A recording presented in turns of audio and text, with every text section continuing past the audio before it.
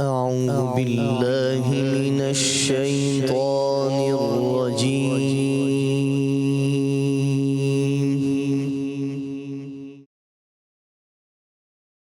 بسم الله الرحمن الرحيم.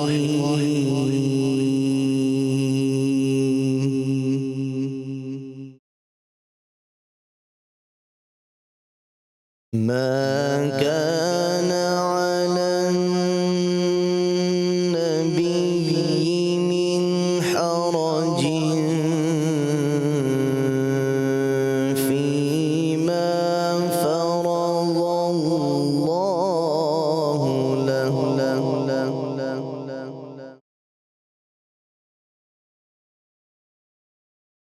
سنة الله في الذين خلوا من قبل وكان أمر الله قدرا مقدورا.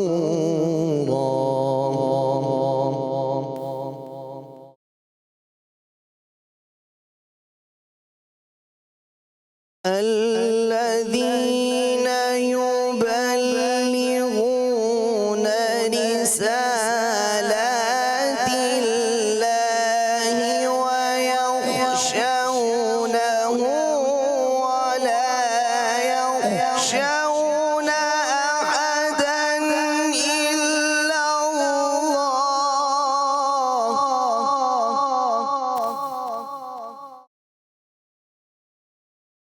وكفى بالله حسيبا.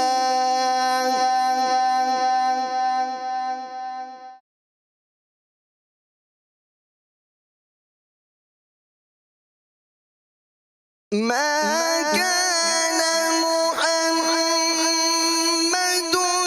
أبا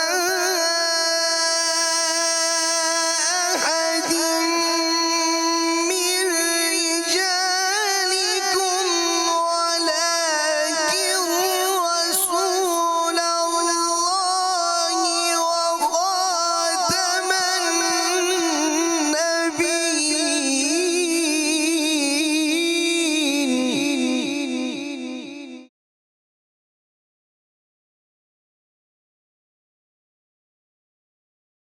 وكان الله بكل شيء عليما.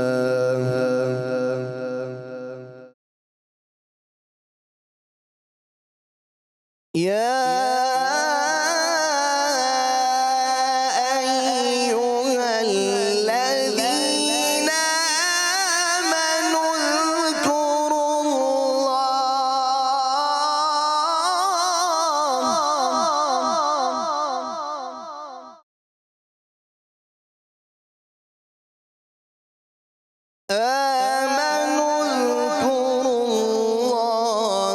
ذكرا كثيرا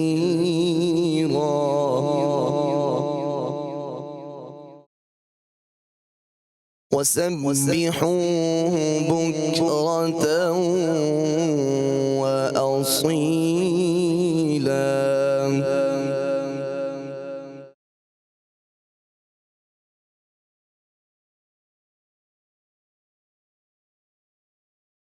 هو الذي يصلي عليكم وملائكته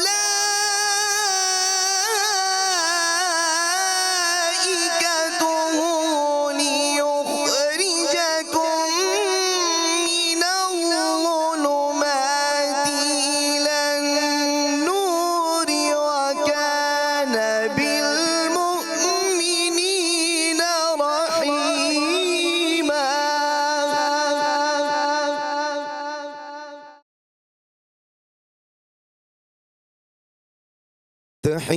تحيتهم يوم يلقونه سلام وأعد لهم أجرا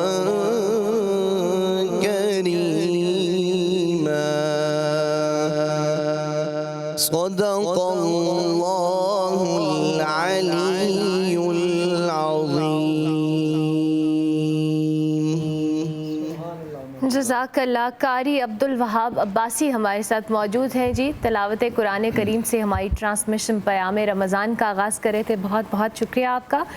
पयाम रमज़ान में जी आपको खुश आमदीद कहूँगी। मैं हूँ अरमला हसन और आज तीसरा अशरा शुरू हो गया है। 20 रमज़ान मुबारक है और तीसरा अशरा बल्कि आज दूसरा इख्तिताम पजीर हो रहा है।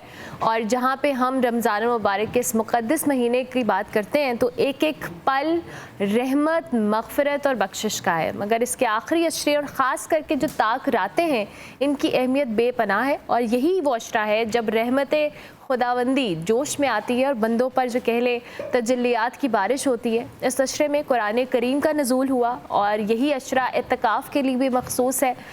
इत्तिकाफ़ के हवाले से भी आज हम बात करेंगे कि वो अजीम इबादत है जिसमें बंदा दुनिया के झमेलों से कट कर मस्जिद में पुरसकून माहौल में सिर्फ़ और सिर्फ अल्लाह की याद में मसरूफ़ हो जाता है। और इत्तिकाफ़ का मकसद महज चंद दिन के लिए गोशा नशीन होना नहीं है, बल्कि अपनी रूह को तज़किया देना भी है, अपने अमाल का मुहासबा करना भी है और दिल को अल्लाह की मोहब्बत से भर देना भी है। आखिरी अशरे में जी हम ताक रातों या बाबरकत रातों की फजीलत के हवाले से बात करेंगे, इबादात के फ़ज़ाइल के हवाले से बात करेंगे और इत्तिकाफ़ की जो रूहानी जो बरक़ात हैं उस पर रोशनी डालने के लिए हमारे साथ हमारे जो पैनलिस्ट हैं प्रोफेसर एनुल हक बगदादी साहब वो मौजूद हैं। अस्सलाम वालेकुम बगदादी साहब। वालेकुम अस्सलाम व रहमतुल्लाहि व बरकातहू। बहुत शुक्रिया आपका। उसके साथ साथ मरगूब हमदानी साहब हमारे साथ मौजूद हैं। अस्सलाम वालेकुम। आपका भी बहुत शुक्रिया कि आप तशरीफ़ लाए।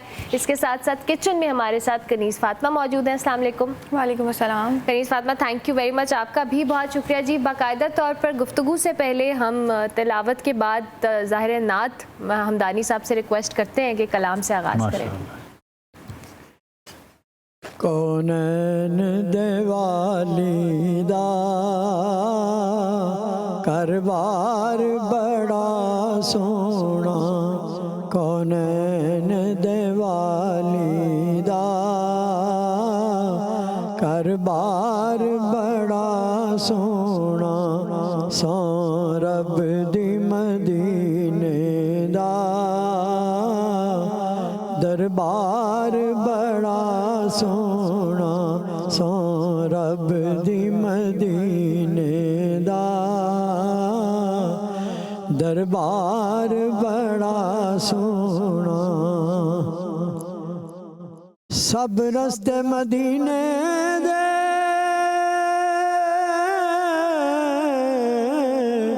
सानू जान तो वध प्यारे, सब रस्ते मदीने दे सानू जान तो वध प्यारे, पर जेड़ा रोज़े नू जांदा ए बाजार बड़ा सोना, जेड़ा रोज़े नू जांदा ए बाजार बड़ा सोना। रब आप बनाया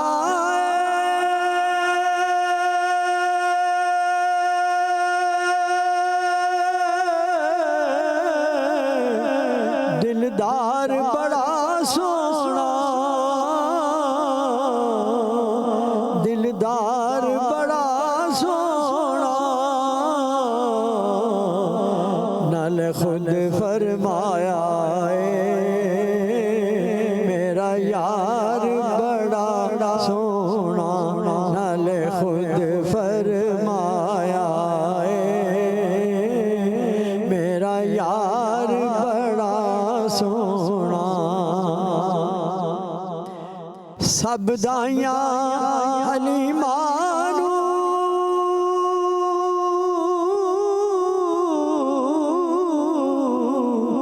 हैरत नाल पुछ दिया सन, हैरत नाल पुछ दिया सन, किथों लेके आई दिलदार बड़ा सोना, किथों लेके आई दिल दिलदार बड़ा सोना रब आप बनाया है, दिलदार बड़ा सोना।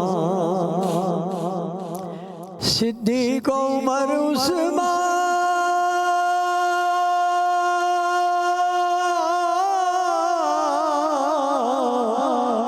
हैदर तो मैं सदके जा,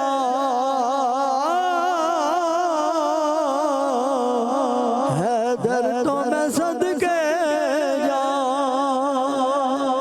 सिद्दीक़ उमर उस्मान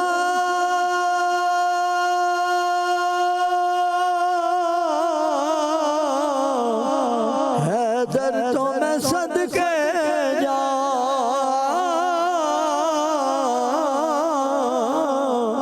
हैदर तो मैं सदके जा। मेरे कमली वाले दा हर यार बड़ा सोना, मेरे कमली वाले दा हर यार बड़ा सोना। सोना सो रब दी मदीने दा दरबार बड़ा सोना। माशाल्लाह, महबूब हमदानी साहब हमारे साथ मौजूद हैं जी। आज हम आखिरी अशरे के हवाले से, इत्तिकाफ़ की फजीलत के हवाले से, ताक रातों में इबादत के हवाले से बात करने वाले हैं, लेकिन उससे पहले किचन में ज़रा कनीज़ फातिमा की तरफ रुख करते हैं और मेन्यू जान लेते हैं कि आज हमारे मेन्यू में क्या है। कनीज़, क्या बना रही हैं आज आप? आज का जो मेन्यू है वो सबसे पहले जो ड्रिंक है वो है चॉकलेट कॉफ़ी सैगो। ओके। और साथ ही साथ हमारा आज होगा रमज़ान सबरोसो प्लेटर। ओके। जिसमें हम कंप्लीट एक सबरोसो से एक प्लेटर बनाएंगे जो आपके रमज़ान में डेली रूटीन में काम आ सकता है। और साथ ही साथ जो हमारा डिज़र्ट है वो है शाही टुकड़े। शाही टुकड़े इस पर्सपेक्टिव से मैं बना रही हूँ, ऑब्वियसली ईद आ रही है तो अब हमें इस तरह के डिज़र्ट्स बनाने चाहिए कि ऑडियंस को भी आइडिया मिल जाए कि ईद पे क्या बनाना है। बेहतरीन। चले आप अपना काम शुरू करें और फिर हम आपकी तरफ दोबारा आते हैं। ओके, ठीक हो गया।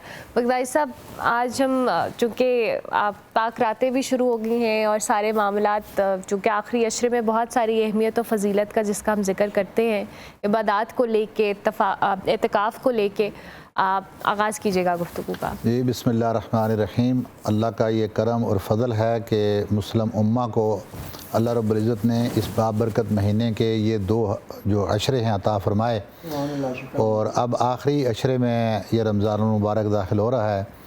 और जिस तरह हम पहले दिन से एक बात करते चले आ रहे हैं कि इस रमज़ानुल मुबारक जो एक अल्लाह रब्बुल इज़्ज़त की तरफ से अता करदा अपॉर्चुनिटी है, इसको अवेल किया जाए और इसमें ज़्यादा से ज़्यादा इबादत, ज़्यादा से ज़्यादा सदका व खैरात किए जाएँ। और अब अल्हम्दुलिल्लाह कि अब इसमें वो आखिरी अशरा आ गया जिसको नजात का अशरा कहा जाता है। और इसमें एक फ़लसफ़ा आप ये बुनियादी अगर हम देख लें कि अब आज से इंशाअल्लाह इत्तिकाफ़ लोग शुरू करने वाले हैं, बल्कि कल मॉर्निंग तक उसका टाइम होता है, फजर तक।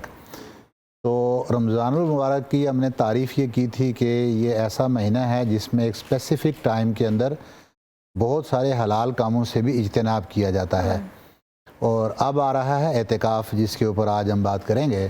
तो एतिकाफ़ भी इसके अंदर आप यूँ समझें कि जो पहले दिन के टाइम पे कई हलाल काम जिनको करना नाजायज़ करार दे दिया गया, अब वही चीज़ें रात के औकात में भी ऐसे ही करना जायज़ नहीं होंगी। तो यानी कि इसमें दूसरे लफ्ज़ों में आप ये समझें कि इंसान को तैयार किया जाता है कि वो बाज़ हलाल कामों से इसलिए रुक जाता है ताकि बाद में जो 11 महीने उसके पास लाइफ गुजारने का टाइम होगा, अल्लाह हर किसी को दूसरा रमज़ान मुबारक भी अता करे। तो इसके दरमियान के इन औकात में उसको ये तौफ़ीक मिल जाए कि वो जो चीज़ें मुश्तबे हैं, जो मशकूक चीज़ें हैं या हराम चीज़ें हैं, उनकी तरफ वो ना जा सके। आमीन आमीन। अब ये आखिरी अशरा है तो एतिकाफ़ का आज बात हो रही है। तो एतिकाफ़ का जो मतलब होता है लुग़वी तौर पर, इसका मतलब है रुक जाना। और रुकना किस चीज़ से है? वही जिस तरह हमने बात की, जिस तरह रोज़े में हलाल कामों से रुकना, यहाँ पर इंसान दुनियादारी के जो आम रूटीन के औकात और मसरूफियात हैं उनको छोड़कर वो अल्लाह के घर में अल्लाह के साथ उसका कुर्ब हासिल करने की गर्ज से वहाँ पहुँच जाता है। बिल्कुल सही। और फिर 10 दिन कॉन्टीन्यूसली वो दुनिया से कट कर और वो सिर्फ़ उस अल्लाह की रज़ा की खातर और उसके जो ताल्लुक़ बिल्लाह को मज़बूत करने की खातर वो वहाँ बैठता है। हज़रत इब्राहीम अलैहिस्सलाम के लिए जो कुरान में एतिकाफ़ का लफ्ज़ इस्तेमाल हुआ और उसमें अब मोतकिफ़ीन या एतिकाफ़ करने वालों का दर्जा उससे मालूम होता है। इरशाद हुआ कि वआहिदना इला इब्राहीम व इस्माईला अन तहहिरा बैतिया लित्ताइफ़ीना वल आकिफ़ीना वरुक्काइस सुजूद। कि हज़रत इब्राहीम और हज़रत इस्माईल अलैहिस्सलाम से ये अहद लिया गया कि वो अल्लाह के घर यानी खाना काबा को वो पाक करें उन लोगों के लिए कि जो उसमें नमाज़ पढ़ने वाले होंगे, जो उसका तवाफ़ करने वाले होंगे या जो उसमें एतिकाफ़ करने वाले होंगे, यानी दुनिया से कट कर जो अल्लाह के घर की तरफ आएंगे। तो ये सिंबल है बेसिकली खाना काबा और दुनिया बाकी में। अब अल्लाह का घर अगर वहाँ मक्कातुल मुकर्रमा में खाना काबा है तो अब बाकी दुनिया के अंदर अल्लाह की मस्जिद जो हैं इसको अल्लाह का घर कहा जाता है। हुज़ूर अलैहिस्सलातु वस्सलाम की ये सुन्नत का तरीका था। आप अलैहिस्सलातु वस्सलाम ने एतिकाफ़ को अपनी पूरी लाइफ के अंदर अपनाया। बिलखुसूस जब हिजरत करके मदीना मुनव्वरा में तशरीफ़ ले आए तो आपकी ज़िंदगी का ये मामूल रहा। सईदा फरमाती हैं कि यअतकिफ़ु काना यअतकिफ़ु अल अश्र अल अवाखिर हत्ता तवफ़्फ़ाहुल्लाह, कि जब तक अल्लाह रब्बुल इज़्ज़त ने आपको अपने पास बुला नहीं लिया उस वक्त तक आप एतिकाफ़ फरमाते रहे। और जब आपका विसाल हो जाता है तो फरमाती हैं कि उसके बाद आपकी अज़वाज एतिकाफ़ फरमाती रहीं। तो ये सिलसिला जारी रहा। अब एतिकाफ़ की जो फजीलत है, जो मुकाम है, जो मर्तबा है, दुनियादारी के तौर से तो बंदा यूँ समझता है कि जो आपने बात की थी कि ताक रातें इसमें आ रही हैं, तो सबसे बड़ा फ़ायदा एतिकाफ़ का यही होता है कि ताक रातों के बारे में अल्लाह रब्बुल इज़्ज़त ने ये इरशाद फरमाया है कि इनमें जो भी ताक रात, क्योंकि जो हम तो मेजॉरिटी या मुत्तफ़क़ अलैह जो है वो हम शब क़द्र कहते हैं 27वीं की रात को, लेकिन बहुत सारी और रिवायात भी हैं कि ताक रातें यानी कि 21वीं है, 23वीं है, 25वीं और 27वीं और 29वीं। तो इन रातों में वो रात या वो घड़ी हो सकती है जिस घड़ी के बारे में ये कहा गया कि उसमें कोई भी दुआ मांगी जाए वो अल्लाह रब्बुल इज़्ज़त कबूल फरमाते हैं। आमीन। तो मोतकिफ़ क्योंकि आम हालात में जो बाहर लोग बैठे होते हैं किसी तरह सुस्ती कर सकते हैं, लेकिन मोतकिफ़ मस्जिद में अल्लाह रब्बुल इज़्ज़त के पास सिर्फ़ इसीलिए जाता है कि वो पूरी अपनी इबादत का एहतमाम करता है, तमाम नमाज़ों को तकबीर ऊला के साथ अदा करता है, तलावत कुरान का एहतमाम करता है और इसके साथ साथ वो रातों को बैठकर पूरी इबादत करता है। और इसमें एहतमाल ज़्यादा होता है कि अल्लाह रब्बुल इज़्ज़त उसको वो घड़ी भी अता कर दे जो ताक रातों में जिसकी फजीलत बयान की गई है। अच्छा बग़दादी साहब, एक और मेरा सवाल है, हम जब एतिकाफ़ की बात करें और ताक रातों की बात कर रहे हैं, दुनियावी तौर पर अब हमने बहुत सारी मुख्तलिफ़ प्रैक्टिसेस भी देखी हैं एतिकाफ़ में लेकर। बहुत सारे जो उलमा कराम हैं या बहुत सारे लोग इस हवाले से जब गाइड भी करते हैं, लोगों के मुख्तलिफ़ कॉन्सेप्ट्स हैं एतिकाफ़ को लेके। मैं चाहूँगी उनको भी थोड़ा सा हमारे देखने वालों के लिए बताएं कि बहुत सारे लोग कहते हैं कि आप दुनियादारी से बिल्कुल कट नहीं सकते, कुछ कहते हैं कि बिल्कुल आपको कटना पड़ता है और आपको अल्लाह ताला से रुजू करना है। तो ये सारी चीज़ें जो हम अपने इर्द गिर्द आम रूटीन में सुनते हैं, ज़रा उनको भी एड्रेस करें। हमने मुख्तलिफ़ प्रोग्राम्स के अंदर एक जुमला लेते रहे हैं कि अगर इस्लाम की तमाम खुसूसियात को हम किसी एक खुसूसियत के अंदर बंद करें तो वो एतदाल और तवाज़ुन है। बिल्कुल सही। तो इस्लाम कभी एक्सट्रीमिज़म का दर्स नहीं देता, इसमें एतदाल है, हमेशा रहता है। तो इस जगह पर जो सवाल आप पूछ रहे हैं यहाँ पर भी एतदाल ही है। पहला इसमें तो ये है कि क्योंकि यहाँ मतलब ही यही है कि आप गुनाहों से कट जाते हैं। हदीस पाक है, शायद ये सुनन तिरमिज़ी की हदीस है, आप अलैहिस्सलातु वस्सलाम ने फरमाया कि हुआ यअतकिफ़ुज़्ज़ुनूबा, यानी जो मोतकिफ़ होता है वो गुनाहों से अलग होता है और अल्लाह रब्बुल इज़्ज़त उसके खाते में हसनात लिखनी शुरू कर लेता है। वो हसनात जो वो कर नहीं रहा, मुराद ये है कि बंदा मस्जिद में चला गया है, अब उसका ताल्लुक़ वहाँ पब्लिक से ख़त्म हो गया। अब पब्लिकली जो नेकियां की जा सकती हैं, लोगों को अफ्तारियाँ करवाना, ज़कात और सदक़ात देना और इस तरह के जो मामलात थे जो नेकियां बाहर रह के वो कर सकता था, अब मस्जिद में जाने की वजह से वो नेकियां उससे नहीं हो रही हैं। लेकिन क्योंकि वो गुनाहों से कट कर वहाँ गया है, इसके जवाब में अल्लाह रब्बुल इज़्ज़त उसके खाते में नेकियां लिख रहा है। और वो नेकियां ऐसे ही हैं जैसे बाहर बैठे हम लोग नेकियां कर रहे होंगे, जो इत्तिकाफ़ नहीं बैठे, मोतकिफ़ को भी ऐसे ही वो नेकियां मिल रही होंगी। तो इससे बड़ी गारंटी किसकी है कि वो हुज़ूर अलैहिस्सलातु वस्सलाम की ज़ुबान अक़दस से ये अल्फाज अदा होते हैं।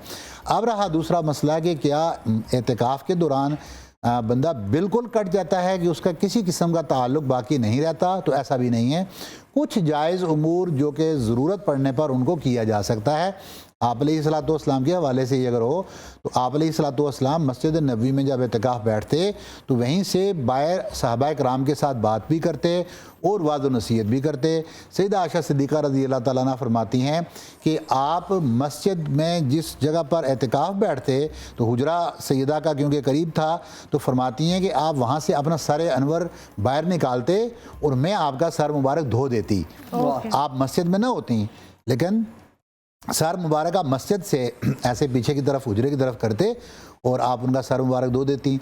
ऐसे ही आप अलैहिस्सलातु वस्सलाम ने, और कई और रिवायात के अंदर भी ये आता है, इमाम अली रज़ी अल्लाह तआला अन्हु से भी अलैहिस्सलाम आपसे भी ये रिवायत है कि आपने अपने एक भाई से कहा कि आप मस्जिद में मुतकिफ़ थे तो आप कोई अपने लिए ग़ुलाम भी ले लेते।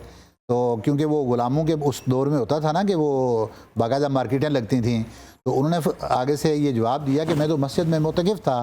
तो इमाम अली अलैहिस्सलाम ने फरमाया कि इसमें क्या आ रही थी कि आप कर लेते। तो मुराद ये है कि कोई इंतहाई मजबूरी की हालत में जो इंतहाई ज़रूरी तिजारती काम आपने करना है वो भी आप मस्जिद में कर सकते हैं। फुक़हा ने यह कहा कि वो जो मवाद तिजारती है उसको मस्जिद में लाना ज़रूरी नहीं, क्योंकि आप पता नहीं वो किस किस्म का माल होगा। तो मस्जिद के तक़द्दुस के लिए माल का वहाँ मौजूद होना ज़रूरी नहीं है, लेकिन आप डीलिंग बैठ के कर सकते हैं। लेकिन इम्पॉर्टेंट चीज़ जो इसमें यही है कि आप ज़्यादा टाइम दें अल्लाह रब्बुल इज़्ज़त की ज़ात को जिसके लिए आप मस्जिद में गए हैं। बिल्कुल ठीक है। सुभान अल्लाह, सुभान हम अल्लाह। बहुत सारी बातें, ज़ाहिर है ये इन जनरल जो इन्फॉर्मेशन होती है, जो हमारे मुख्तलिफ कॉन्सेप्ट्स होते हैं उसको भी हम यहाँ पे क्लियर करते हैं। ये रिफ़्रेश करने की, जैसे बगदादी साहब बात करते हैं कि बहुत सारी चीज़ें जो है वो ताज़ा हो जाती हैं जिस पे हम शायद अमल नहीं कर रहे होते। हमने ब्रेक लेनी है, ब्रेक के बाद जब हम वापस आएंगे तो डिस्कशन को जारी रखेंगे। आप देखते रहिए पयाम रमज़ान।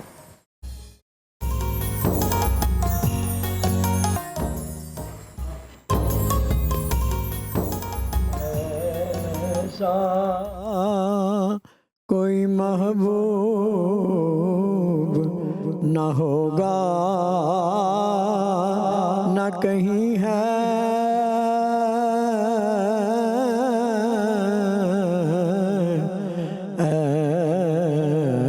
ऐसा कोई महबूब न होगा न कहीं है,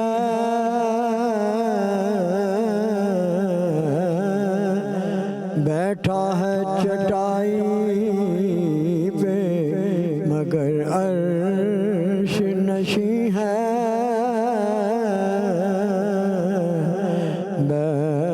बैठा है चटाई पे मगर अर्श नशी है, मिलता नहीं क्या क्या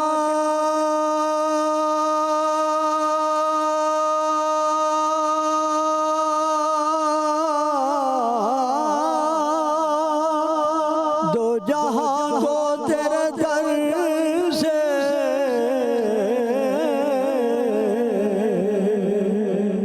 मिलता नहीं क्या क्या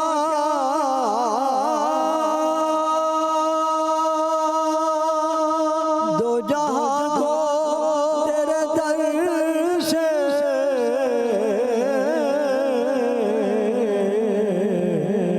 एक लफ्ज नहीं है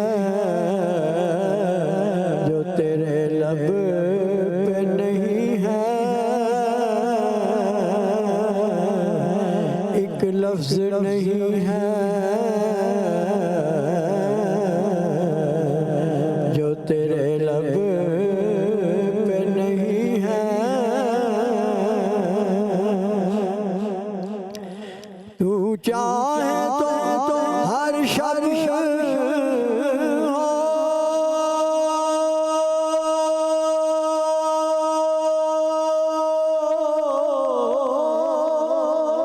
मिसाल शब असरा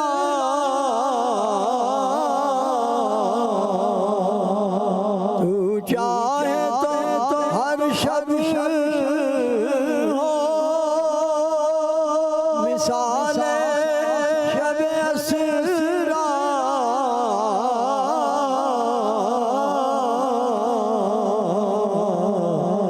दो चार कदम तेरे अर्श बरी है दो चार कदम तेरे अर्श बरी है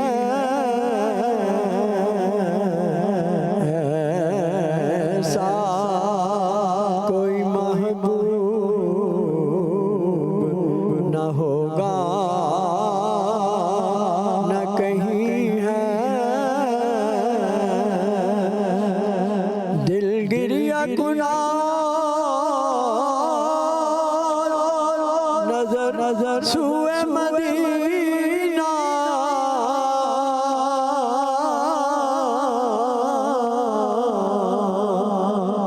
दिल गिरिया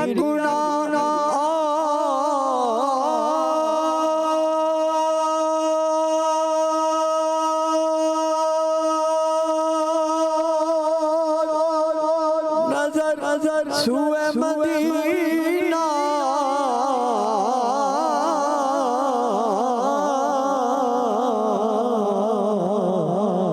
आजम आजम तेरा अंदाज़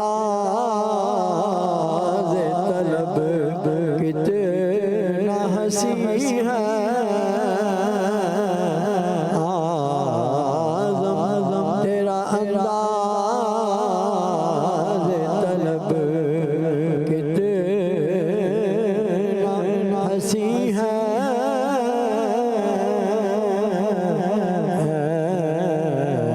ऐसा कोई महबूब न होगा न कहीं है बैठा है चटाई पे मगर अर्श नशी है माशाल्लाह मरगूब हमदानी साहब हमारे साथ मौजूद हैं जी। बहुत शुक्रिया आपका। पयाम रमज़ान में आपको एक बार फिर से खुश आमदीद। और हम बात करें आज इत्तिकाफ़ के हवाले से, उसकी अहमियत, फ़जीलत और उसके तरीके के हवाले से, लेकिन उससे पहले हम किचन में जाएंगे। और क्या चल रहा है कनीज़ फातिमा आपके किचन में?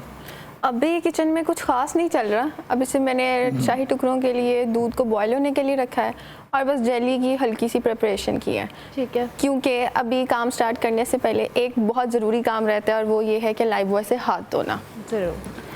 हर नेक काम का जो पहला कदम है वो है लाइफ बॉय से हाथ धोना।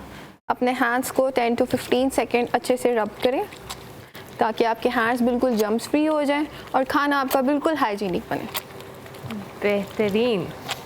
और मुझे आपने साथ साथ ये भी बताना है कनीज़ फातिमा कि आपने बॉईल करना है शाही टुकड़ों के लिए दूध को पहले और उसके बाद फिर आप दीगर तैयारी करेंगी? हाँ जी, बॉईल करना है दूध को। उसके अंदर आपने ये करना है कि इलायची पाउडर ऐड करना है और उसको आपने बिल्कुल लो फ्लेम पे पकने के लिए छोड़ देना है। और इसी पॉइंट पे इसमें शुगर भी जाएगी। शुगर भी जाएगी तो थोड़ा सा जो दूध है ना वो बॉईल होके ना ज़रा ड्राई होना चाहिए, क्योंकि जब वो ड्राई हो जाएगा उसका जो क्रीमीनेस होगी ना वो और ज़्यादा बढ़ जाएगी। और उसके बाद आपने इसके अंदर ड्राई फ्रूट्स वगैरह डालने हैं। और नेक्स्ट जो मैंने ब्रेड है वो कट करके रख ली है, उसके आपने एजेस बिल्कुल कट कर लेने हैं और इसको आपने बिल्कुल ट्रायंगल शेप में कट कर लेना है, जिस तरह अक्सर जो सैंडविच की शेप होती है। और देन आपने इसको ऑयल में फ्राई कर लेना है टुकड़ों को। ओके, बेहतरीन। चलें बाकी आप काम करें, हम आपके पास दोबारा आते हैं क्योंकि बगदादी साहब हमारे साथ मौजूद हैं। बगदादी साहब, हमने भी ब्रेक पर जाने से पहले जो मस्जिद के अंदर इत्तिकाफ़ करते हैं मर्द हजरात, उनके हवाले से बात की। बहुत सारी ख़वातीन भी होती हैं जो घरों में इत्तिकाफ़ पे बैठती हैं, ज़ाहिर है। ज़रा हमें थोड़ा सा उनके अहकामात के, इत्तिकाफ़ के हवाले से जो अहकामात हैं दोनों में डिफ्रेंशिएट करके थोड़ा बता दें। अच्छा, इसमें जो फ़ीमेल के हवाले से आपने बात की है तो असलन तो एतिकाफ़ मस्जिद में होता है। ये एक अंडरस्टूड चीज़ है कि एतिकाफ़ मस्जिद में होता है। ठीक है। और दूसरी बात ये है कि क्या मस्जिद में औरतें भी एतिकाफ़ कर सकती हैं या नहीं? तो हाँ, अगर वो पाकी की हालत में हैं तो वो मस्जिद में एतिकाफ़ कर सकती हैं, लेकिन उस मस्जिद में जहाँ पर फसाद का ख़तरा ना हो, जहाँ औरतों की हिफाजत के लिए माकूल इंतज़ाम मौजूद हो और उनकी सेपरेट रिहाइश, सेपरेट तमाम सिस्टम अगर मौजूद है तो वो एतिकाफ़ हो सकता है, अदरवाइज़ वो नहीं होना चाहिए। ठीक है। अहनाफ हैं जो फ़िक़्ह हनफ़ी, उनके मुताबिक ज़्यादा औरतें जो होती हैं उनका एतिकाफ़ वो समझते हैं कि अफजल तरीका उसका वो घर में है। ठीक है। जिस तरह नमाज के हवाले से कहा जाता है कि जब फसाद का डर ज़्यादा हो तो वो मस्जिद में जाने के बजाय उनकी घर में नमाज ज़्यादा अफजल होगी। जिस तरह मर्द जमात से नमाज़ पढ़ता है तो उसको मस्जिद में नमाज का फ़ायदा होता है, वो ज़्यादा सवाब मिलता है, औरत को घर में नमाज़ पढ़ने का ज़्यादा सवाब मिलेगा। ऐसे ही घर में कुछ लोगों ने अपने कमरे मुख्तस किए होते हैं नमाज के लिए, तो उसी को ही एतिकाफ़ गाह बना लिया जाए, या उन दिनों के लिए कोई स्पेसिफिक एरिया मुख्तस करके तो उसको बाउंड कर दिया जाए और वहाँ पर वो सेपरेट होकर बाकी घर से, बाकी मामूलात से और दीगर लोगों से वो अल्लाह की इबादत में मशगूल हो सकते हैं, क्योंकि बराबर हक़ है ये सब का और ये सब के लिए अपॉर्चुनिटी है। और इसको अगर बाउंड कर दिया जाए तो ये भी एक तरह की तकसीम हो जाएगी जो किसी सूरत में भी मुनासिब नहीं है। तो लिहाजा औरतों को भी इस कार खैर के अंदर वैसे ही शरीक होना चाहिए। तो आजकल वैसे बहुत मसाजिद ऐसी मौजूद हैं जिनमें बाकायदा बड़ी मसाजिदें और ये जगह भी मौजूद होती है, क्योंकि ये बड़ी अज़मत वाली बात है। एतिकाफ़ के हवाले से आप अलैहिस्सलाम ने फरमाया कि जो एतिकाफ़ करता है और ये एतिकाफ़ उसके लिए 2 हज और 2 उम्रों की तरह होता है। अब इसे यानी क्या सवाब मिलता है। अब कितना बंदा तगोदो करता है, पैसे जमा करता है, और आजकल तो ख़ास करके और ज़्यादा मुश्किल हो चुका है। तो ऐसे में तो बहुत आसान है कि आप अगर पूरे इखलास ईमानदारी के साथ ये एतिकाफ़ करते हैं तो हुज़ूर अलैहिस्सलाम के फ़रमान अक़दस के मुताबिक आपको 2 हज 2 उम्रे का सवाब मिलेगा। और एक और हदीस पाक है जिसमें आप अलैहिस्सलाम ने फरमाया कि माने अत्तकफ़ा यौमन इब्तिगा वजहिल्लाह, कि जो एक दिन का एतिकाफ़ करता है अल्लाह की रज़ा की खातिर। ये क्योंकि हम शुरू से भी एक बात करते चले आ रहे हैं कि हर अमल के अंदर अल्लाह की रज़ा को शामिल करें, इखलास आए। तो एक दिन का एतिकाफ़ करता है वो किस लिए करता है? लिवजहिल्लाह करता है। जअलल्लाहु बैनहु व बैनन नारी सलासा खनादिक, अल्लाह उस मोतकिफ़ और जहन्नुम के दरमियान में 3 खंदकों का फासला बना देता है। और फिर आगे उस खंदक की तारीफ़ की कि वो कितनी होगी, तो उसके लिए फरमाया गया कि वो मशरक़ और मगरब के दरमियान में जितना फ़ासला है इतना एक खंदक के दरमियान में फ़ासला होगा। तो गोया कि इस हदीस पाक के मुताबिक एतिकाफ़ सही मानों में उसका हक़ अदा करके करने वालों के और जहन्नुम के दरमियान में एक बहुत बड़ा गैप और फ़ासला पैदा हो जाता है। तो इसलिए ये जो हमारी मेजर पॉपुलेशन है उनका भी उसी तरह का हक़ है और वो भी एतिकाफ़ करें और वो भी इस तरह के जो समारात हैं इनसे फ़ायदा उठाएं। लेकिन ये फ़वाइद वैसे तब हासिल होंगे, इसमें एक बहुत बड़ी चीज़ मैं अर्ज़ करूँगा कि वो ये है कि एतिकाफ़ अलग होना है। और एतिकाफ़ में होता क्या है कि इंसान जब लोगों से अलग होता है उस वक्त वो उसकी ज़ुबान कंट्रोल में हो जाती है, वो बहुत सारे लोगों से गुफ्तगू नहीं करता, बहुत सारी ऐसी बातें बंदा कर जाता है जिनका बाद में हिसाब देना पड़ता है। आप अलैहिस्सलाम ने एक बार जन्नत की ज़मानत दी, फरमाया कि ये इस तरह 2 उंगलियों में बाकायदा ज़ुबान को पकड़ा और फरमाया जो इसकी ज़मानत देता है मैं उसकी जन्नत की ज़मानत देता हूँ। तो जो ज़ुबान को कंट्रोल करना सीख जाए तो एतिकाफ़ में हमारा ज़ुबान को कंट्रोल करने की भी प्रैक्टिस है कि बंदा अलग होकर बैठता है और वह कई लग़वियात से महफूज हो जाता है। इसलिए एतिकाफ़ के दिनों में 2 काम करें, एक अपनी ज़ुबान को कंट्रोल करें और ऑब्वियसली ये दोनों के लिए है, मर्दों के लिए भी है, औरतों के लिए भी है। औरतें भी ज़ुबान कंट्रोल नहीं करती, तो इस तरह से उनको भी ये कंट्रोल आ जाएगा ताकि घरों के हालात अच्छे हो जाएँ, हालात अच्छे हो जाएंगे। दूसरी आप अभी आदमियों को भी कहते हैं ये बाद में जी मर्दों को मसला हो जाएगा। अच्छा, आप अभी सिर्फ ख़वातीन को कह रहे हैं। अच्छा, उसमें एक और बात है ना मर्दों के लिए, बल्कि मैं ये कहूँगा कि वो अपनी ज़ुबान का ज़हर ख़त्म कर लें। क्योंकि जब तंज़ आती है, जब आप बातों के अंदर तंज़िया गुफ्तगू करेंगे तो घरेलू हालात ख़राब होते हैं। अच्छा, बहरहाल ये तो एक मज़ाक है, उसको चलो दोनों चीज़ें ली मैंने। अब इसमें एक और इम्पॉर्टेंट चीज़ ये है कि आज की हमारी सोसाइटी है मोबाइल के ऊपर सारी, हमारा मैक्सिमम जो टाइम गुजर रहा है वो मोबाइल के ऊपर है। एतिकाफ़ में इस बात का ख़ास ख्याल रखा जाए कि जो हुज़ूर ने फरमाया था ना कि वह या अत्ताकिफ़ु मिनज़्ज़ुनूब, कि वो गुनाहों से एतिकाफ़ करता है, अलग होता है। तो इस वक्त जो मोबाइल है ये भी एक तरह का गुनाह है। सिवाय कोई जायज़ काम आपके हैं, आपने उसमें से कुरान पाक सीखना है, कोई आपका ऐसा सॉफ्टवेयर उसके अंदर हुआ है, या इंतहाई ज़रूरी कॉल्स आपने करनी है, किसी से रब्ता रखना है, तो उसके लिए इस्तेमाल करें। इसके अलावा जो मोबाइल का इस्तेमाल होता है, सोशल मीडिया का, स्नैपचैट और दीगर चीज़ों का, इनको ख़त्म करें ताकि जो एतिकाफ़ है उसका प्रॉपर हक अदा हो सके और जिस मकसद के लिए हम ये करते हैं हम अल्लाह को राज़ी करने में कामयाब हो जाए। बेशक, आमीन आमीन। Thank you very much Baghdadi साहब, बहुत शुक्रिया। हमदानी साहब आपका भी बहुत शुक्रिया। और मुझे ब्रेक लेनी है, ब्रेक के बाद जब हम वापस आएंगे तो और भी मेहमान हमें ज्वाइन करेंगे। आप देखते रहिए पयाम रमज़ान।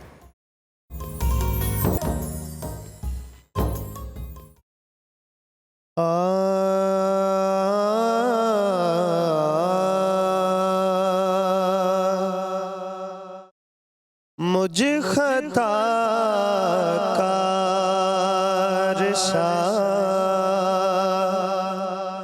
इंसान मदीने में रहे,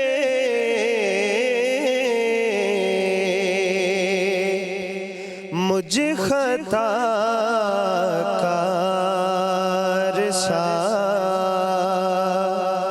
इंसान मदीने में रहे, बन के सरकार का मेहमान मदीने में रहे।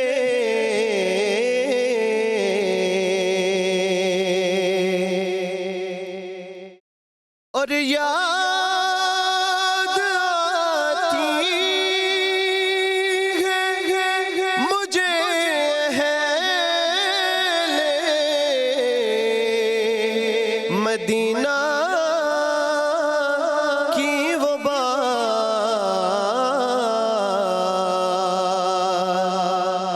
याद आती है मुझे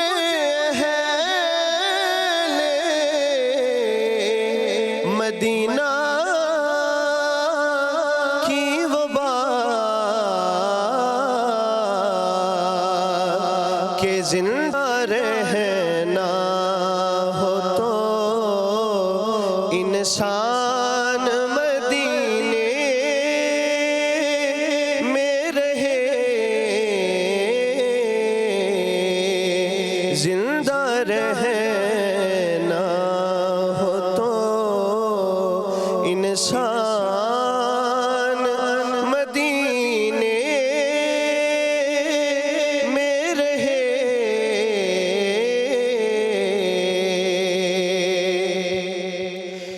छोड़ आया हूँ दिलो जान ये कह कर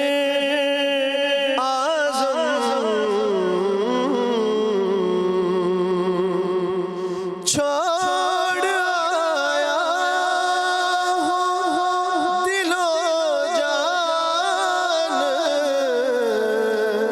ये कह कर आज़म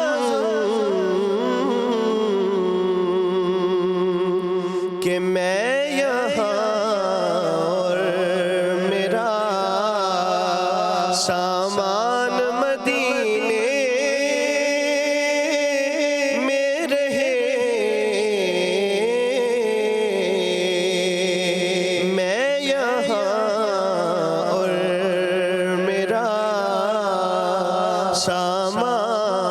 सामान मदीने में रहे, मुझ खता कार सा इंसान मदीने में रहे।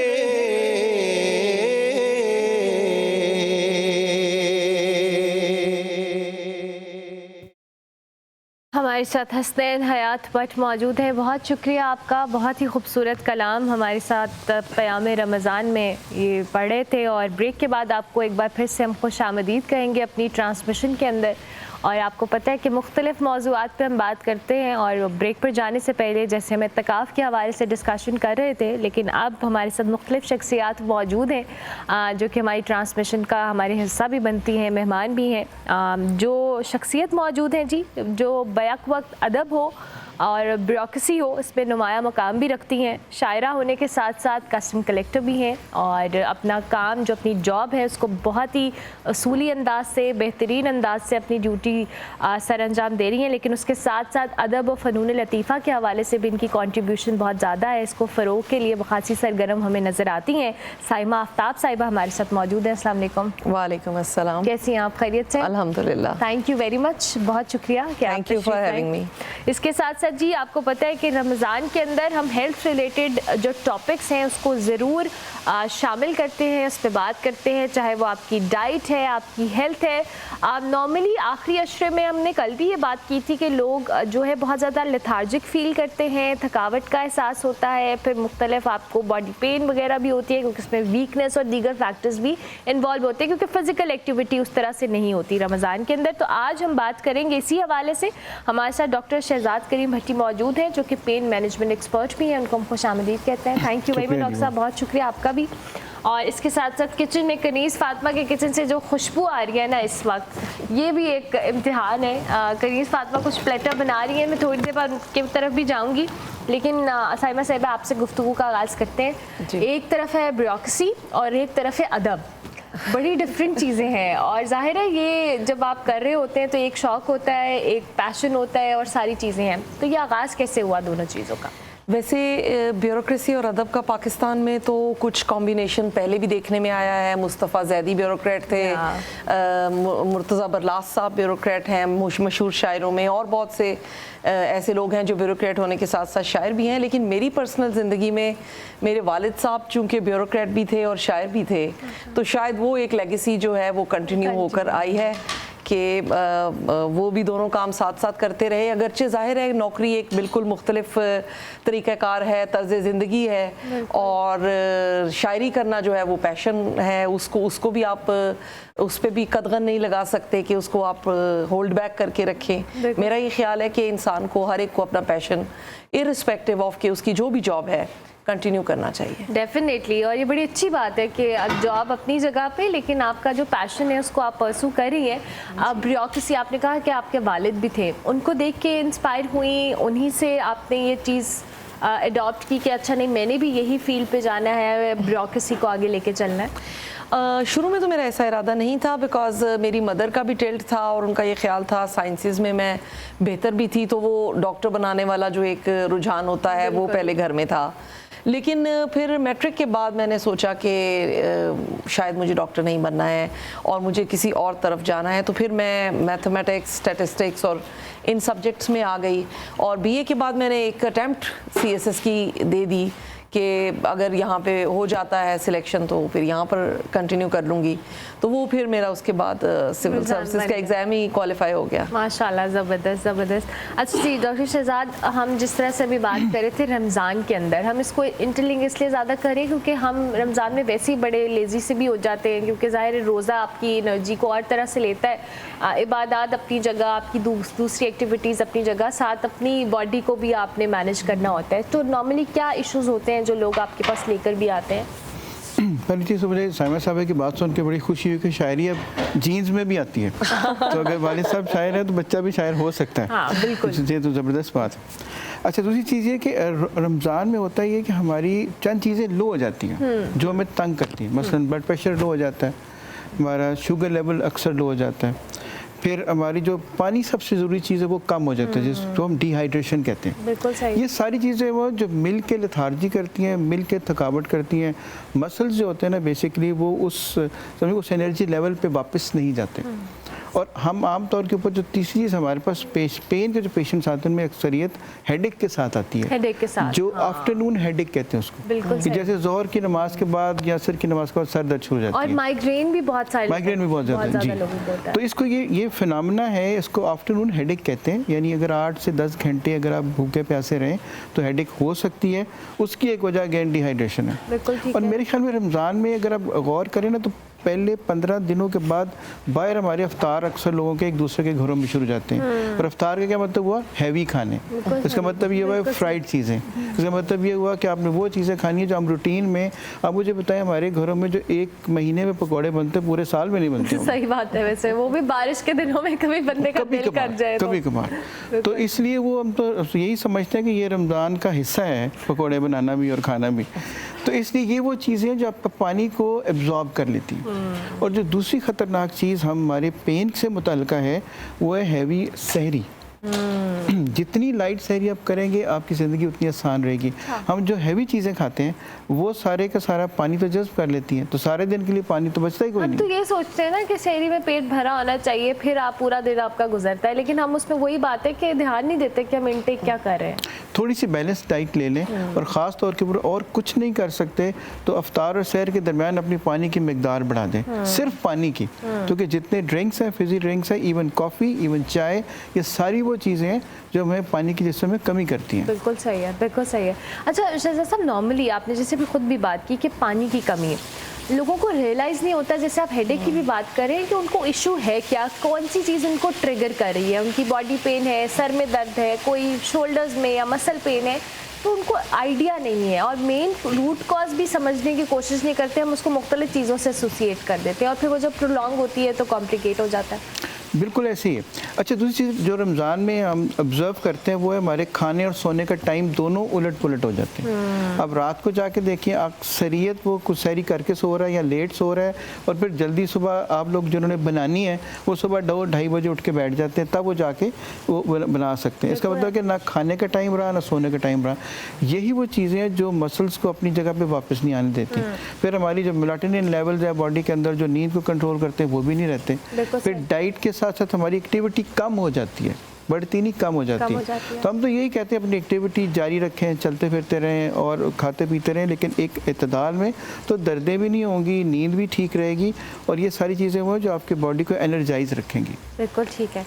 अच्छा साइमा साहिबा, अभी जैसे हम अफ्तारी की बात कर रहे थे, फ्राइड चीज़ें जो कि आपके घर में भी ऐसी अफ्तारी में और लवाजबात बनती होगी, क्या फ्राइड चीज़ें अवॉइड करने की कोशिश करती है आप या नहीं? नहीं असल में समहाउ जो है ना वो रमज़ान के साथ ये, जैसे डॉक्टर साहब ने कहा कि पकोड़े और फ्राइड चीज़ों का कोई ऐसा कॉम्बिनेशन बन चुका हुआ है कि उसको अवॉइड करने की कोशिश भी की जाए तो आप अगर किसी जगह इनवाइटेड हैं, कहीं चले गए हैं, अपने घर में भी बन रहा है, कहीं और गए हैं वहाँ भी मौजूद है और फिर उस वक्त आप खा रहे होते हैं अफ्तारी के टाइम पे, तो ये एक इसका इम्पैक्ट तो आता है। और ऑब्वियसली मेरे ख्याल है 8 से 10 घंटे के एम्प्टी स्टमक के ऊपर अगर आप इतनी हैवी चीज़ें लोड करते हैं तो फिर वो प्रॉब्लम करती हैं। अच्छा ज़ाहिर है आपने भी ख़ुद भी बात की कि ख़वातीन को लेकर मैं स्पेसिफ़िकली बात करूँगी। हम ब्यूरोक्रेसी में देखते हैं कि ख़वातीन बहुत सारी हैं और ये बड़ी इनकरेजिंग बात भी है, लेकिन विद टाइम ये चीज़ें एडजस्ट हुई हैं। जब आप इस फील्ड में आई थी तो आपको क्या चैलेंजेस रहे, एक्सेप्टेंस लेवल क्या था लोगों का, कि खातून काम कर रही है इतने सारे मर्दों के दरमियान में, क्योंकि अब विद टाइम तो एक्सेप्टेंस आई लेकिन पहले शायद उस तरह से नहीं थी। जब मैं सर्विस में आई, इस बात को तकरीबन 25 साल हो चुके हुए हैं, तो मुझे ये सहूलत रही कि मुझसे सीनियर भी ख़वातीन कम अज़ कम कस्टम्स डिपार्टमेंट में थी। I would also like to inform you कि मैडम परवीन शाकिर भी कस्टम्स डिपार्टमेंट से थी। तो हमारे महकमे में एक्सेप्टेंस का लेवल बेहतर था बाकी महकमों से, लाइक पुलिस समझ लें आप, या इस किस्म के महकमे जहाँ पे पहले ख़वातीन नहीं थी। फिर कुछ 10 साल पहले ये एक तहरीक चली और ख़वातीन का 10% कोटा हर किस्म की सर्विस में मुकर्रर कर दिया गवर्नमेंट ने, जिसकी वजह से अब उनकी एक कसीर तादाद आप हर सर्विस में देख रहे होते हैं। एक्सेप्टेंस में चैलेंजेस आते हैं, आपको अपनी सीरियसनेस और अपनी जॉब को लेके कमिटमेंट को जो है ना प्रूव करने के लिए मेरा ख्याल है बीइंग अ वुमेन ज़्यादा एफर्ट करनी पड़ती है, क्योंकि they would be judging you और उसी टाइम पीरियड में आपकी शादी, आपके बच्चे और ये सारा सिलसिला भी चल रहा होता है, तो उसके साथ भी अपनी जॉब को लेकर चलना और उसमें भी एक मतलब सफ़र करना, एक अपना स्टडीली अपने आप को चलाते जाना, वो बड़ा चैलेंज है। तो मेरा ये ख्याल है कि ख़वातीन के लिए अब बहुत सी आसानियाँ पैदा हुई हैं। आप सोचिए कि जब हम लोग फैमिली वे पे थे और बच्चे हो रहे थे तो 3 months की मैटरनिटी लीव मिलती थी, which was a very short duration of time for a kid. उतनी देर में बच्चे की बिल्कुल संभलता भी नहीं है और आपको वापस दफ्तर जाना है। अब उसको 6 months कर दिया है गवर्नमेंट ने, कुछ इदारों ने उससे ज़्यादा कर दिया है, डे केयर के कॉन्सेप्ट्स आ गए हैं और बेहतरी आ गई है चीज़ों के हवाले से, लेकिन बतदरीज ही जैसे आपने कहा है कि ये सफ़र हुआ। अच्छा, आपने खुद कहा फैमिली लाइफ और प्रोफेशनल लाइफ बहुत चैलेंजिंग होता है शायद ख़वातीन के लिए, इसलिए भी मुझे लगता है क्योंकि उन्होंने बच्चों की टेक केयर करनी है, घर को देखना है, अपनी फैमिली लाइफ देखनी है। आपने जब किया तो कभी ऐसा होता था बैलेंस करने में स्ट्रगल किया, या कभी जॉब रिलेटेड कोई इशू हुआ ऐसे कि अब फैमिली उससे सफ़र कर रही है? स्ट्रगल्स तो बहुत आती हैं। जैसे कि मेरी हैदराबाद में पोस्टिंग हुई तो वहाँ पर कोई ऐसी इमीडिएट फैमिली जैसे नानी या दादी नहीं थी जो बच्चे का ख्याल रख सकें, तो मुझे कुछ दिनों के लिए या कुछ अरसे के लिए अपनी बेटी को, वो वॉज द फर्स्ट बॉर्न, छोटी थी लेकिन दफ्तर ले जाना पड़ता था और ज़ाहिर है डे केयर उस ज़माने में तसव्वुर भी नहीं था, तो इस तरह से होता था। फिर कई दफ़ा जॉब की कमिटमेंट्स की वजह से फैमिली टाइम आपका मुतासिर होता है, लेकिन ज़्यादा ये हुआ मेरे केस में कि मैंने फिर साइड की पोस्टिंग्स भी कुछ ऐसी ली जहाँ पर फैमिली को ज़्यादा टाइम दे सकें, और उसकी वजह से थोड़ा सा जॉब को आप समझ लें कि वो जो हमारी रेगुलर फील्ड का काम है, जैसे कि एंटी स्मगलिंग का काम है, एयरपोर्ट्स का काम है या इंपोर्ट एक्सपोर्ट को देखने का काम है, उससे हटकर ट्रेनिंग्स की तरफ या थोड़ा सा दूसरी साइड पर भी रहकर वक्त गुजारा, तो उससे बेहतर मैनेज हो गया। लेकिन शायरी बिल्कुल मुझे वो 10 से 12 साल के अरसे में तर्क करनी पड़ी और उसको बिल्कुल ही इग्नोर करना पड़ा, इसलिए कि वो फैमिली और बच्चों का ही कॉम्बिनेशन और अलॉन्ग विद द जॉब इतना था ऑक्यूपाइंग कि उस तरफ तवज्जो फिर जाहिर है नहीं दी जा सकती। लेकिन आई एम ग्लैड कि अब आप दोबारा से उसको आपने किया और अब आप कर रही हैं उसको रेगुलर। अच्छा जी, कनीज़ फातिमा के पास ज़रा हम किचन में चलते हैं, वो क्या कर रही हैं, फिर चूँकि हमने ब्रेक भी लेनी है। कनीज़ फातिमा, आप क्या कर रही हैं, हमें ये बताएं। फ्राई कर रही हूँ और जो शाही टुकड़े हैं वो बिल्कुल रेडी है, बस उसकी मैंने गार्निशिंग करनी है और साथ ही साथ जो ड्रिंक है वो भी ऑलमोस्ट रेडी है। तो आज जो हमने एक तो रमज़ान सबरोसो प्लेटर में जो उनकी प्रोडक्ट्स यूज़ किए हैं वो है, एक तो चिकन स्ट्रिप्स, सीख कबाब यूज़ किया है, चिकन समोसा यूज़ किया है और साथ ही साथ चिकन पकौड़ा यूज़ किया है। तो ये एक आपका बहुत ही इंस्टेंट प्लेटर तैयार हो जाएगा कि बस आपने उसको फ्राई किया and it's ready to eat. और ये जितनी भी सारी प्रोडक्ट्स हैं these all are very crispy and very tender. और साथ ही साथ इसको जो मैं सर्व करूँगी वो करूँगी किन्नौर की केचप के साथ एंड चिली गार्लिक सॉस के साथ। और इस साल किन्नौर पेश करता है कि रिफ़्रेश करो इफ्तार अपना। ज़बरदस्त। तो अच्छा, अब आपने ये जो प्लेटर बना लिया, जो शाही टुकड़े हैं उनको आपने कितनी देर फ्रिज में रखा है? उनको फ्रिज में आप कम से कम 45 मिनट्स या 1 आवर तो रखें, क्योंकि बिल्कुल चिल्ड ही अच्छा लगेगा। और इसकी जो रेसिपी है वो ये है कि आपने दूध को बॉयल होने के लिए रख देना, उसके अंदर आपने इलायची पाउडर वगैरह ये सारे इंग्रेडिएंट्स डालने हैं, क्रीम जाएगी, कंडेंस मिल्क जाएगा और साथ ही साथ जो ब्रेड होगी उसके आपने एजेस कट करके उसे फ्राई कर लेना है। फ्राई करने के बाद आपने डिश में बस उसको असेंबल करना है और जो आपने मिल्क रेडी किया है वो उसके ऊपर पोर कर देना है। पोर करने के बाद जो भी गार्निशिंग में आपको पसंद है, ड्राई फ्रूट्स वगैरह, वो आपने उसके ऊपर गार्निश करके उसको फ्रिज में रख देना है। This is very simple. और साथ ही साथ जो चॉकलेट कॉफ़ी सैगो ड्रिंक है वो, इसका जो रेसिपी है वो ये है कि आपने इस तरह से करना है कि चॉकलेट और मिल्क एंड शुगर आपने ये फ्लेम लो फ्लेम पर रख के इसको अच्छे से मेल्ट कर लेना है। और साथ ही साथ जो सागुदाना है, सागुदाना को आपने बॉयल कर लेना है। बॉयल करने के बाद आपने उसको स्ट्रेन कर लेना है। स्ट्रेन करके जो आपने चॉकलेट वाला मिल्क रेडी किया उसी के अंदर आपने कॉफ़ी भी डाल देनी है कि वो अच्छे से डिज़ोल्व हो जाए। देन आपने उसको जग के अंदर पोर करके उसके अंदर आपने और मिल्क ऐड करना है। मिल्क ऐड करने के बाद जो आपका स्ट्रेन किया हुआ सागुदाना है वो भी उसको आपने मिक्स करके जो आपकी जो सैगो रिफ्रेशिंग ड्रिंक होगी वो रेडी हो जाएगी। ये जो आप हर ड्रिंक में सागुदाना डाल रही हैं आजकल, ये आपने हमें हमारी हेल्थ रिलेटेड क्या या आपको खुद बड़ा पसंद है? नहीं, ये हेल्थ रिलेटेड भी है और ये वाली जो सैगो ड्रिंक है आजकल बहुत ट्रेंडिंग जा रही है और साथ ही साथ ये बहुत ही मतलब कि हेल्दी भी है। आप मतलब बच्चे ऐसे तो खाएंगे नहीं सागुदाना, तो ये चॉकलेट फॉर्म में या ड्रिंक स्ट्रॉबेरी में इस तरह से करके, लास्ट टाइम जिस तरह मैंने स्ट्रॉबेरी सैगो बनाया था इस वो बहुत अच्छा था। Strawberry sago was too good. मैं हाँ, वो उसकी ऐसा था कि तारीफ बस- करना भूल गई। वो बहुत अच्छा था, मतलब ऐसा मुझे मजा आया वो कि बस उसके पीते जाओ और इट वाज वेरी रिफ्रेशिंग। ऐसे ही है। तो ये भी आप अपने बच्चों को, और वैसे भी रमज़ान में इफ्तार के बाद आपको कुछ ऐसा चाहिए होता है कि आपकी जो एनर्जी है वो एकदम बूस्ट हो जाए। तो बहुत अच्छी बेहतरीन drink। बेहतरीन, thank you very much. You're मुझे welcome। ब्रेक लेनी है, जब ब्रेक के बाद वापस आएंगे तो साइमा आफ्ताब साहिबा और डॉक्टर शहजाद हमारे साथ मौजूद हैं, उनसे हम बात भी करेंगे और डिस्कशन को जारी रखेंगे। आप देखते रहिए पयाम रमज़ान।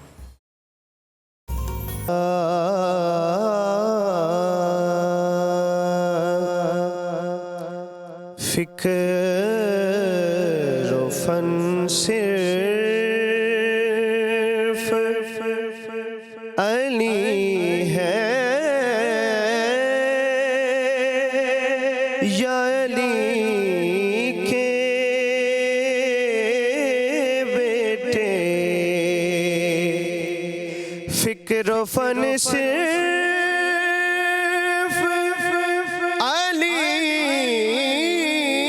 है या अली के बेटे। अब लगन सिर्फ अली है या अली के बेटे। तुम रिवायात में देखो तो वली और भी है। तुम रिवायात में देखो तो वली और भी है। पर आयतन सिर्फ अली है या अली के बेटे। आयतन सिर्फ अली है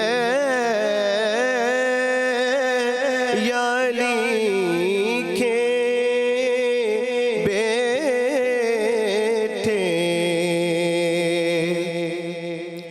सबकी कब्रें हैं ठिकाने हैं मदीने में मगर। सबकी कब्रें हैं ठिकाने हैं मदीने में मगर। पर बेवतन सिर्फ अली है या अली के बेटे। बेवतन सिर्फ अली है या अली के बेटे। फिक्र फन सिर्फ अली है या अली के बेटे। जज़ाकल्लाह। माशाल्लाह। हसनैन हयात भट्ट हमारे साथ मौजूद है। बहुत ही खूबसूरत कलाम। पयाम रमज़ान में आपको एक बार फिर से खुश आमदीद। साइमा आफ्ताब साहिबा, डॉक्टर शहजाद करीम भट्टी हमारे साथ मौजूद हैं और हम बात कर रहे हैं मुख्तलिफ मौज़ूआत के ऊपर। साइमा साहिबा, अभी ब्रेक पर जाने से पहले भी हम डिस्कशन कर रहे थे, कस्टम्स का इदारा बड़ी रिस्पॉन्सिबिलिटी है, ज़ाहिर है, एंटी स्मगलिंग और दीगर एयरपोर्ट्स, उन सारी चीज़ों को देखना, रिस्पॉन्सिबिलिटी और दीगर चीज़ें, और फिर आप नज़रों में भी बहुत होते हैं। और वो ये कहते हैं ना, वो महाज है जहाँ पे बड़ा चैलेंजिंग काम भी होता होगा। आप ओवरऑल अपने इदारे के हवाले से भी हमें थोड़ा सा बताएं। कस्टम्स का इदारा जी पूरी दुनिया में कस्टम्स की जो है फॉर्मेशंस मौजूद हैं और उनका ऑलमोस्ट जो है सेम काम उनके सपुर्द है। बॉर्डर सिक्योरिटी उनके सपुर्द है, एयरपोर्ट्स उनके सपुर्द होते हैं, इंपोर्ट एक्सपोर्ट के बिज़नेस को वो देखते हैं और स्मगलिंग के ऊपर क्रैक डाउन करते हैं। कोर फंक्शंस हमारे यानी कि ये 4-5 हैं कि पैसेंजर्स की और गुड्स की जो इंटरनेशनल बॉर्डर की मूवमेंट्स हैं उसमें हमने ये इंश्योर करना होता है कि ट्रेड को फैसिलिटेट किया जाए जो जेन्युइन ट्रेड है, और अगर कोई ऐसी चीज़ें जो कि मुल्क के लिए नुकसानदेह हैं जैसे ड्रग्स हैं, अल्कोहल हो सकता है और इस तरह की चीज़ें या मुल्क की मईशत के लिए नुकसानदेह हैं, उनको डिटेक्ट किया जाए और उनको उनके ऊपर क्रैक डाउन किया जाए। सो ये प्राइमरीली हमारी जो है एक पूरी दुनिया में जुरिस्डिक्शन है। और पूरे जिस तरह WTO ऑर्गेनाइजेशन है इसी तरह कस्टम्स की एक WCO ऑर्गेनाइजेशन है जिसमें कि तमाम दुनिया के ममालिक की रिप्रेजेंटेशन है और हम एक ओवरऑल बॉडी के तौर पे भी दुनिया में काम कर रहे हैं। वहाँ से पॉलिसीज़ आती हैं, वो इम्प्लीमेंट होती हैं और हमारे टैरिफ्स आते हैं, बहुत सी टेक्निकल चीज़ें हैं। तो कस्टम्स का काम बड़ा इंटरेस्टिंग भी है और बड़ा चैलेंजिंग भी है। हाँ, interesting and challenging at the same time. अच्छा डॉक्टर शहजाद, हम अभी बात भी कर रहे थे कि ऑफेयर भी के लोगों के बहुत ज़्यादा इश्यूज़ हैं और जो ट्रिगर पॉइंट्स होते हैं बहुत सारे लोगों को आइडिया नहीं होता कि कौन कौन सी उनकी, अगर किसी को माइग्रेन है, जॉइंट्स का पेन है, आपके शोल्डर्स में कोई खिंचाव है, तो क्या वजह है, क्यों होता है? अवेयरनेस पॉइंट ऑफ व्यू से भी हमें बताइएगा लोग जब आपके पास आते हैं तो। अच्छा, बहुत सारे लोगों को ये अंदाज़ा नहीं कि पेन एक पूरा एक अलग से सब्जेक्ट है। अब होता रही है कि हमारे बेशुमार लोग जो सबसे पहले शुरू करते हैं अपनी घर में जो पड़ी हुई मुख्तलिफ नामों से दवाइयाँ उनको खाने से, और जब उनको फ़र्क नहीं पड़ता तो फिर और दवाइयाँ खाई जाती हैं। फिर कोई देसी टोटका भी आता है, देसी टोटके के बीच में आ जाते हैं, बहुत और बड़ा कुछ आ जाता है, मुख्तलिफ किस्म के तेल भी आते हैं और भी बहुत सारी चीज़ें आती हैं। बिल्कुल सही। मैं ये नहीं कहता कि आप ये ना करें, आप जिस तरह से भी किसी को आराम आता है उसको कोशिश करनी चाहिए। लेकिन देखिए, अभी आपने ट्रिगर पॉइंट्स का जिक्र किया। ट्रिगर पॉइंट्स हम खास तौर के ऊपर एक लफ्ज़ इस्तेमाल हम करते हैं, फाइब्रोमाइल्जिया। ठीक है। ये ख़वातीन में ज़्यादा होता है, ख़ासतौर पे वो जो कंधे में दर्दें होती हैं, कमर के नीचे हिस्से में, ऊपर वाले हिस्से में खिंचाव रहता है, काम नहीं होता, सुस्ती थकावट रहती है। अल्टीमेटली खातून जो होती है वो नाराज़ रहती है, गुस्से में रहती है हर वक्त। गुस्सा जिसके ऊपर सामने आया उसके ऊपर निकल जाता है, लेकिन उनको ये समझ नहीं आ रही होती कि what is wrong with them. तो मसला है, हम लोग उस ट्रिगर पॉइंट को डायग्नोज कर सकते हैं with the help of ultrasound. उस ट्रिगर पॉइंट को ट्रीट कर सकते हैं और पेन को ट्रीट कर सकते हैं, ख़ास तौर के ऊपर जो थकावट के बाद दोनों कंधों के दरमियान में या कमर के निचले या ऊपर वाले हिस्से में होती है, ये ट्रीटेबल है। नंबर 2, हम सबको ये कहते हैं कि अगर आप अपनी ज़िंदगी में 2 चीज़ें, अगर थोड़ी सी डाइट बेहतर कर लें और थोड़ी सी एक्सरसाइज ऐड कर लें, वॉक कर लें, थोड़ी स्ट्रेचिंग कर लें, तो बहुत सारी दर्दें ठीक हो सकती हैं। और ख़वातीन जो घरों में हमारी बहनें बेटियां हैं, अगर वो घर के अंदर अपने उस प्रेमिसेस के अंदर, छत के ऊपर, गली में, जहाँ उनको जगह मिले, पार्क जाना ज़रूरी नहीं, कोई एक्टिविटी तो करें। तो ये ट्रीटेबल है सारी, बिल्कुल ये सारी जॉइंट पेन्स भी और मसल पेन्स। मोबिलिटी होनी चाहिए आपकी, मोबिलिटी होनी चाहिए। That's the most important thing. अगर आप कोई भी वॉक करें, ब्रिस्क वॉक करें, कोई नॉर्मल वॉक करें, जॉग करें, आपकी कोई ना कोई एक्टिविटी हो, तभी आपकी चीज़ें बेहतर होती हैं। अच्छा, चूँकि साइमा साहिबा आप हमारे साथ मौजूद हैं, हमने आपके प्रोफेशनल उस हवाले से तो पूछा, आपका पैशन ज़ाहिर है शायरी है, तो अगर आप हमें कुछ पता करें तो बहुत बेहतरीन हो जाएगा। मैं रमज़ान के लिहाज से एक नात पेश कर देती हूँ। ज़रूर ज़रूर। हज़ार करते रहो एहतमाम होता नहीं, हज़ार करते रहो एहतमाम होता नहीं, हुजूर देना इजाज़त तो काम होता नहीं। वो कायनात के आका, वो शाह कौनो मकां, बजुज़ रज़ाए मोहम्मद निज़ाम होता नहीं। और अभी इतनी अच्छी नात पढ़ी है हसनैन साहब ने कि चिरागे इश्क़े मोहम्मद ज़ियाए हुब्बे अली, चिरागे इश्क़े मोहम्मद ज़ियाए हुब्बे अली, न दिल में हो तो सलातो सलाम होता नहीं। और कदम न रखते अगर अर्श पर रसूल करीम, कदम न रखते अगर अर्श पर रसूल करीम, तो उसका अर्श मौला भी नाम होता नहीं। और खुली है पेश नज़र दास्तान नबी के तुफ़ैल, खुली है पेश नज़र दास्तान नबी के तुफ़ैल, वगरना हमसे खुदा हम कलाम होता नहीं। हज़ार करते रहो एहतमाम होता नहीं। हुजूर देना इजाज़त तो काम होता नहीं। वाह माशाल्लाह, बहुत बहुत खूबसूरत, बहुत खूबसूरत। अब जाहिर है ये वो चीज़ें होती हैं और मुझे लगता है कि जब आप शायरी या इस तरह की कोई शौक़ होते हैं तो ये जब आमद होती है तो ये बड़ी मुख्तलिफ एक जोन होता है एक शायर का भी। आप नॉर्मली जब शायरी कर रही होती हैं, कुछ सोचती हैं, ये थॉट प्रोसेस कैसा होता है इन जनरल? ये जो थॉट प्रोसेस है ना, इसको प्रॉपरली एक्सप्लेन मेरा नहीं ख्याल कि कोई भी क्रिएटिव बीइंग या शायर कर पाता है, लेकिन डेफिनेटली वो एक और जोन होता है, वो एक और कैफियत होती है और उसमें ज़रूरी नहीं होता कि आपके पास तमाम गज़ल आ जाएगी या पूरी चीज़ सामने आ जाएगी। उसका कुछ पार्ट या एक सिग्निफिकेंट पार्ट एक टाइम पे आप उसको क्रिएट कर पाएंगे और बाद में आप उस पर ऐड ऑन करते जाएंगे। तो ये किसी वक्त भी मतलब ये शुरू हो सकती है। It can happen at any time, वो उसका कोई वक्त भी मुकर्रर नहीं होता। And I think that is the best part of it कि वो फिर आप उसको फिर जैसे आती है उसी तरह एंजॉय करते हैं। मेरे ख्याल से वो बड़ी अच्छी होती है कभी ना कभी।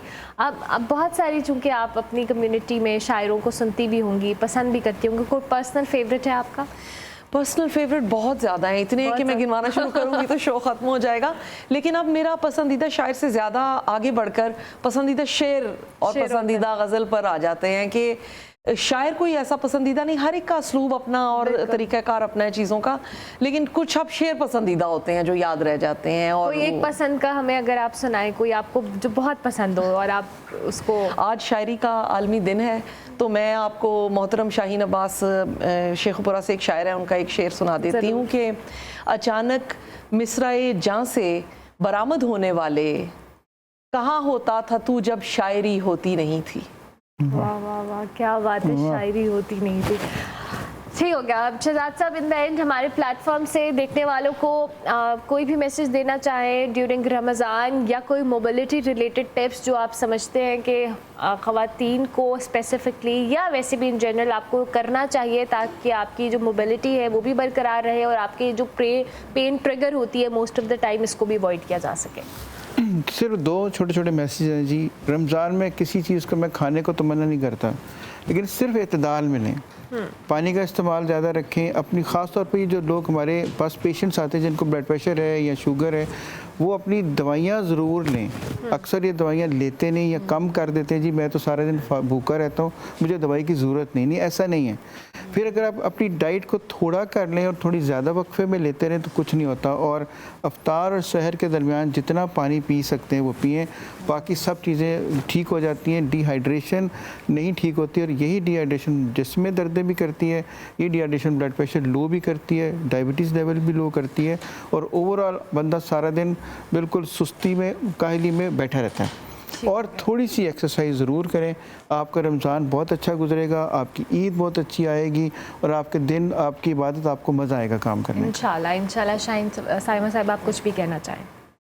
मैं अपने दफ्तर के हवाले से और उस हवाले से भी बताना चाहूँगी कि रमज़ान, जैसे डॉक्टर साहब कह रहे हैं, लथार्जी और थोड़ा सा इसमें इस तरह के मसाइल आ जाते हैं, लेकिन प्रोडक्टिविटी भी बढ़ जाती है। वो सारा वक्त जो चाय कॉफ़ीज़ में और इस तरह की चीज़ों में हम लोग अपना दफ्तरों में या लोगों को खाने पीने में ज़ाया करते हैं, वो सारा काम जो है वो फाइल वर्क में और बहुत से टारगेट्स अचीव करने में भी आता है। तो मेरा ख्याल है जहाँ रमज़ान बहुत बरकतों वाला महीना है, मेरा ख्याल है कि उससे हमारे काम में भी बहुत बरकत पड़ती है। वाह वाह, ज़बरदस्त। थैंक यू वेरी मच, बहुत शुक्रिया साइमा साहिबा कि आप तशरीफ़ लाइन। डॉक्टर शहजाद, आपका भी बहुत शुक्रिया।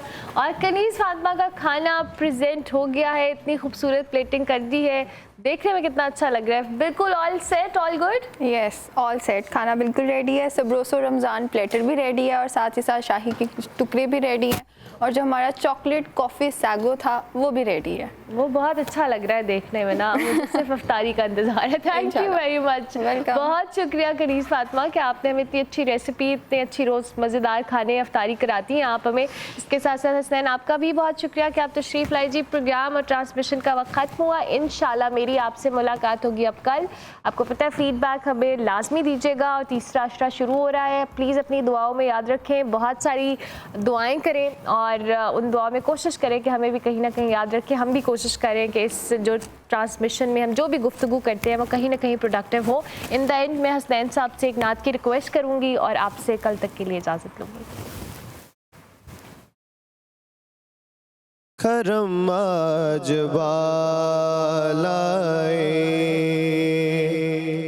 बाम आ गया है करम आज करम आज बालाए बाम आ गया है जुबां पर मोहम्मद का नाम आ गया है करम आज बालाए मुझे मिल गई दोनों आलों की शाही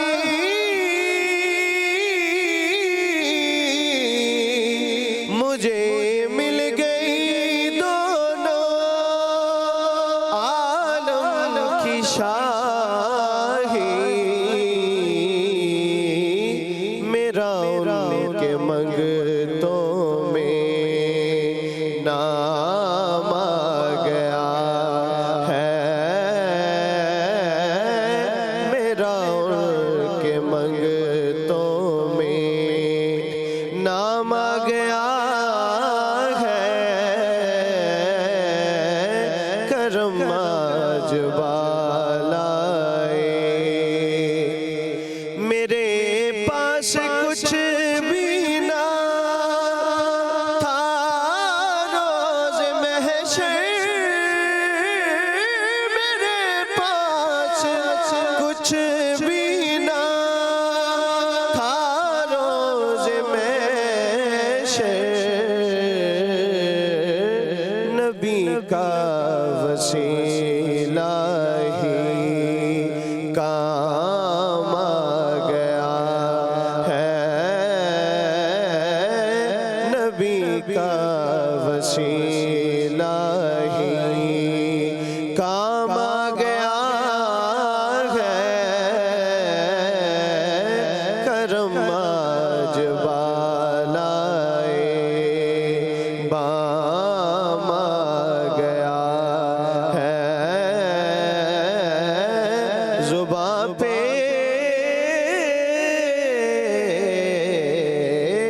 जुबां